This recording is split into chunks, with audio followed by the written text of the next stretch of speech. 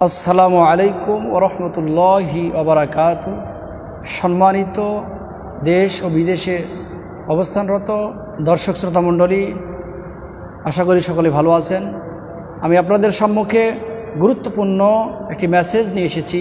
তাহলে এই আল্লাহ সুবহানাহু ওয়া তাআলা পবিত্র কোরআনুল কারীমের ৯৭ নম্বর সূরা সূরাতুল কদর, এই সূরাতুল কদরের মধ্যে বলেন, ইন্না আনজালনাহু ফি লাইলাতিল কদর ইলা আখিরিল আয়াত। অর্থাৎ এই আয়াতে কারিমা আমাদের সকলের কাছে পরিচিতি একটি আয়াত, কদরের প্রথম আয়াত। এখান থেকে যে মেসেজ আমরা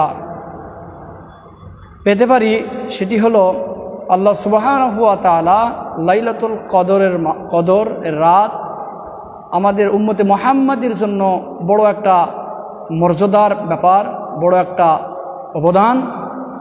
এই লাইলাতুল কদর আমাদের খুবই নিকটে আসতেছে। সুতরাং এই লাইলাতুল কদর সম্পর্কে আল্লাহ রাসূল সাল্লাল্লাহু আলাইহি ওয়াসাল্লাম বলেন যে, তাহারু লাইলাতুল কদরে ফিল বিত্রিল আশিরিল আওয়াখিরি মিনার রমাদান।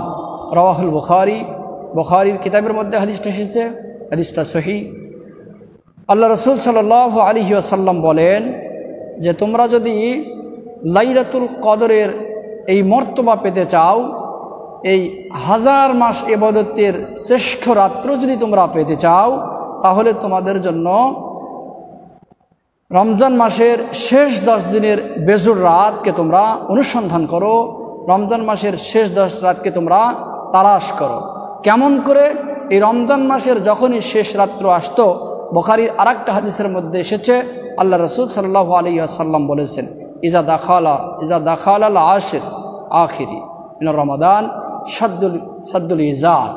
অর্থাৎ রমজান মাসে যখন শেষ দশকের রাতগুলো আসতে লাগে, আল্লাহ রাসূল সাল্লাল্লাহু আলাইহি ওয়াসাল্লাম সে অত্যন্ত মজবুতভাবে তার ইজারকে, তার লুঙ্গিকে বেঁধে নিতেন এবং তার পরিবার পরিজনদেরকে জাগিয়ে দিতেন। সুতরাং এই ছোট্ট হাদিস থেকে আমরা প্রতীয়মান হইলাম যে আমাদের লাইলাতুল কদরের রাত শুধু নিজেই জাগলে হবে না, বরং আল্লাহ রাসূলের ভাষ্য অনুযায়ী নিজেকে জাগতে হবে, মজবুত থাকে, এবং সাথে সাথে আহাল পরিবার পরিজনদেরকে লাইলাতুল কদরের রাত এর মর্তবা অনুসন্ধান করার জন্য তাগিদ প্রদান করতে হবে। লাইলাতুল কদরের রাত পেলে আমাদের কি করণীয়, অর্থাৎ লাইলাতুল কদরের রাতে আমরা যারা সফলকামী হব তাদেরকে বিশেষ করে 6টি গুণ অর্জন করতে হবে। নাম্বার 1, 1 নম্বর, লাইলাতুল কদর অর্থাৎ 20 রমজান দিবাগত রাত আসতেই সেই দিনে আমাদেরকে জামাতবদ্ধভাবে তাকবীরে উলার সাথে 5 ওয়াক্ত নামাজ আদায় করতে হবে। নাম্বার 2, দান সৎকা করতে হবে, রাত্রে বিশেষ করে দান। এখন এই দান এর গুরুত্ব অনেক।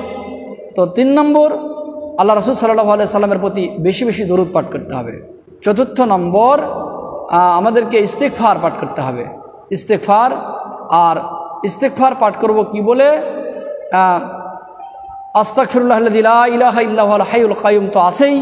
এরপরে একটা দোয়াও আল্লাহ রাসূল সাল্লাল্লাহু আলাইহি সাল্লাম শিখিয়ে দিয়েছেন, সেটি বুখারীর মধ্যে এসেছে, আল্লাহুম্মা ইন্নাকা আফুউন তুহিব্বুল আফওয়া ফাআফু আন্নী। আর যদি সবাই মিলে দোয়াটা পড়ি তাহলে আল্লাহুম্মা ইন্নাকা আফুউন তুহিব্বুল আফওয়া ফাআফু আন্না, আন্নির জায়গায় আন্না লাগিয়ে দিলেই হয়ে যাবে ইনশাআল্লাহ। আর নফল সালাত বেশি বেশি আদায় করব, কেননা হাদিসের মধ্যে এসেছে যে মান কামা ঈমানা ওয়া ইহতিসাবান, যেই লাইলাতুল কদরের রাত্রিতে ঈমান এবং ইহতিসাবের সাথে নফল সিয়াম আদায় করলো, ওই তার সামনের সমস্ত গুনাহ মাফ হয়ে গেল। সম্মানিত দর্শক শ্রোতা মণ্ডলী, এই হলো আমাদের লাইলাতুল কদরের মেসেজ। লাইলাতুল কদর আমাদের সমাজে যে আমরা 27 রাত্রি শুধু জাগি না, এটা আল্লাহ রাসূলের হাদিসের সংকীর্ণতা নয়, বরং আল্লাহ রাসূল সাল্লাল্লাহু আলাইহি সাল্লামের পূর্ণাঙ্গ হাদিস যদি আমরা মানতে চাই, তাহলে রমজানের শেষ 10 দিনের বেজোড় রাতকে আমরা অনুসন্ধান করব। তাহলে আমরা অনেক অনেক অনেক নেকি অর্জন করতে পারবো, অনেক ইবাদতের ভাগী হব ইনশা আল্লাহ।